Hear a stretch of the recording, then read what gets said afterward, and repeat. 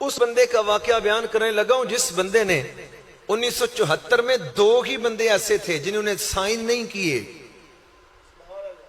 مولوی ہو کے MNA ہو کے امام دورانی رحمت اللہ تعالی علیہ ان کے پاس لے کے گئے، بل مسودہ لے کے گئے، وہ قراردار لے کر گئے کہ اس پر سائن کرو، مرزائی دائرہ اسلام سے خارج ہیں۔ وہاں جناب لا دین بندوں نے، لبرل بندوں نے سائن کر دیے، لیکن ان 2 مولوی دیوبندیوں نے سائن نہیں کیے۔ میری بات ریکارڈ ہو رہی ہے، میں نے یہ مضمون لکھا ہے پچھلے سال 7 ستمبر کو جلالیہ رسالے میں، وہ بھی پڑھ لینا۔ ان 2 دیوبندیوں کے بارے میں مولانا غوث محمد غوث ہزاروی اس کا نام ہے، اس کے ساتھ ایک واقعہ وابستہ واٹس ایپ کے ہمارے تحریک تحفظ اسلام کے مرکزی گروپ میں کسی دوست نے سینڈ کر دیا۔ لکھا ہوا یہ تھا کہ اس کا بچہ گھر بیمار تھا، ڈاکٹر نے کہا کہ تمہارے بچے کے آخری سانس ہیں۔ اتنے میں کسی نے آواز دی کہ آؤ ختم نبوت کے لیے کوئی تقریر کرنے والا ہو، تو وہ مولوی محمد غوث ہزاروی چلا گیا۔ اس کی سوانح میں نے پڑھی ہوئی ہے، اس کی زندگی میں ایک واقعہ بھی ایسا نہیں ہے۔ کائنات میں اتنا بے غیرت انسان اور کوئی ہو نہیں سکتا جو لبرل لوگوں کے سائن کرتے دیکھ کے بھی، اسمبلی میں MNA ہو کے بھی اتنی بزدلی کا مظاہرہ کرے کہ وہاں قادیانیوں کو کافر قرار دینے والے آئین میں، قانون میں سائن نہ کرے، ڈرے، اور یہاں اپنے بچے کی قربانی دے۔ یار شرم آنی چاہیے اس طرح کی باتیں کرنے کی۔ پھر ہم نے خود مفتی محمد یونس نظامی صاحب انہوں نے زیدہ مجدہ ہو، اور میں نے خود وہ اصل واقعہ اپنے واٹس ایپ گروپ میں بتایا۔ اوریجنل بات تو یہ فلاں بندے کی ہے، یہ حضرت سید افتخار الحسن شاہ صاحب آلو مہاروی رحمہ اللہ کی بات ہے۔ ان کا بچہ بیمار تھا، انہوں نے کہا تھا ارے سید زادے تو چھوٹا ہے، وہ سید زادہ بڑا ہے جس کی وجہ سے حسنین کریمین کی آگے نسل چلی، میں اس کملی والے کے نام پر تیرے جیسے سارے قربان کر سکتا ہوں۔ ہمارے اسلاف کے واقعات ہیں جو یہ صرف نام بدلی کر کے آگے وہی خبر چلا دیتے ہیں۔ ارے ایسے نہیں کام چلتا، مرد بنو، مرد کام کر کے دکھاؤ۔ میں نے تو ان لوگوں کو اپنی زندگی میں دیکھا۔ ہم لوگ گئے چکوال، یہ دلمیال، چکوال کی ایک یونین کونسل ہے، تحصیل چکوال کی، وہاں دلمیال یونین کونسل کا نام ہے، وہاں ہم گئے۔ وہاں جا کے ہم نے دیکھا تو وہاں کا جو وکیل طارق محمود، تلاگنگ کا رہنے والا ایڈوکیٹ، وہی وکیل آسیہ ملونہ کے خلاف پیش ہوتا رہا۔ نیرا ججاں دا قصور کونی جی آسیہ نو بری کرنے چ، میری بات ریکارڈ ہو رہی ہے، سنیے۔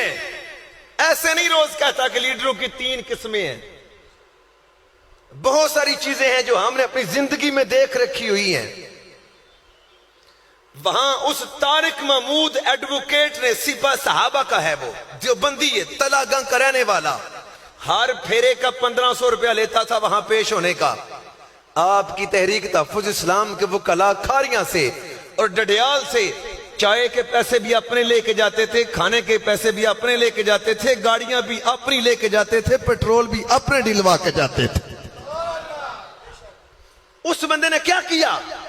آنکھوں دیکھا حال، جو ہڈ برتی جنہوں کہندے ہو، وہ فائل میرے پاس موجود ہے جو 1860 میں وہاں مسجد بنی تھی۔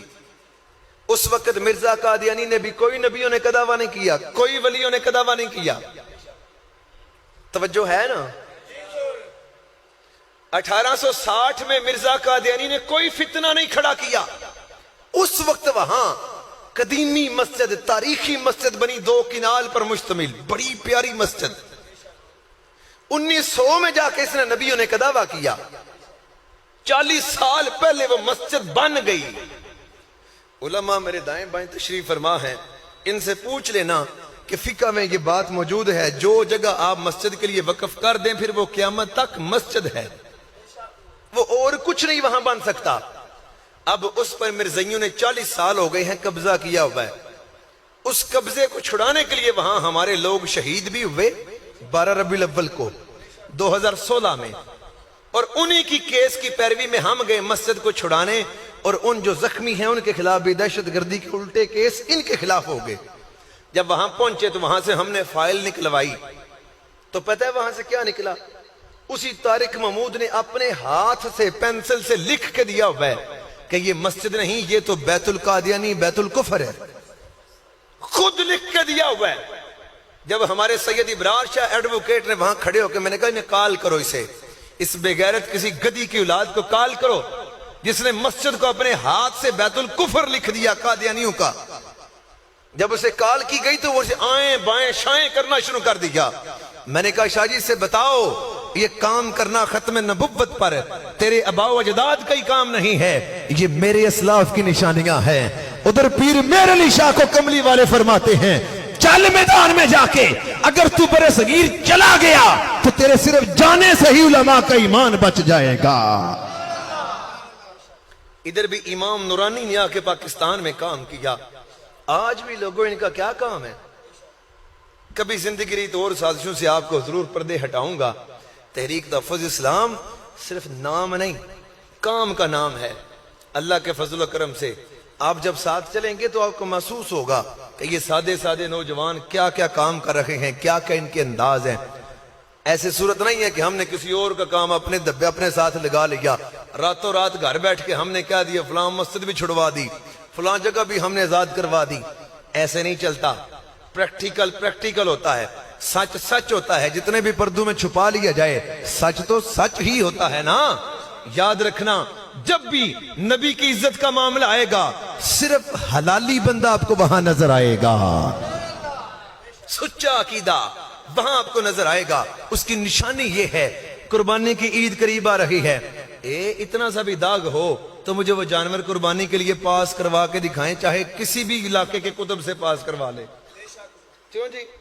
جیسا بھی کتب آپ کو مل جائے اس سے آپ پاس کروا لیں، مجھے دکھائیں کہ اس نے اتنا بھی داغ ہو تو قربانی والا جانور اس نے کہا دے دو قربانی، کچھ نہیں ہوتا۔ اور خدا کے بندو اگر میرے تیرے ہاتھ سے دینے والی قربانی بے داغ ہونی چاہیے، رب پھر قبول کرتا ہے۔ یاد رکھنا نبی کی عزت کا پہرے دار آپ اور میں اپنی عزتوں پر جس کو پہرے دار کھڑا کریں نا، ہم بھی اس کا کردار دیکھتے ہیں۔ میرے نبی کی عزت کا جہاں پہرا دینا ہو وہاں اللہ تعالیٰ عقیدے دیکھ کے بندوں کو پسند کیا کرتا ہے۔ یہ نہیں ہے کہ کتابوں میں لکھ دیا جائے کہ جو نبی بھی آ جائے خیر مہر ہے اور ادھر ختم نبوت کا پہرا دو، ایسے نہیں ہوتا۔ لوگ بتھی توڑ دیتے ہیں، وہ کہتے ہیں وہاں کیا لکھا تھا۔ اور مرزا ناصر الدین نے قادیانی نے 1974 میں تحذیر الناس پیش کی ہے اسمبلی میں، اس نے کہا اس کا جواب دو۔ وہاں پھر کوثر نیازی نے ہی کیا اور چائے کا ٹائم کا وقفہ لے لیا اور کہنے لگے امام نورانی اب تم ہی بچا سکتے ہو۔ پھر امام نورانی نے حسام الحرمین نکال کے کہا ہم تو ایسے کہنے والے کو بھی کافر سمجھتے ہیں۔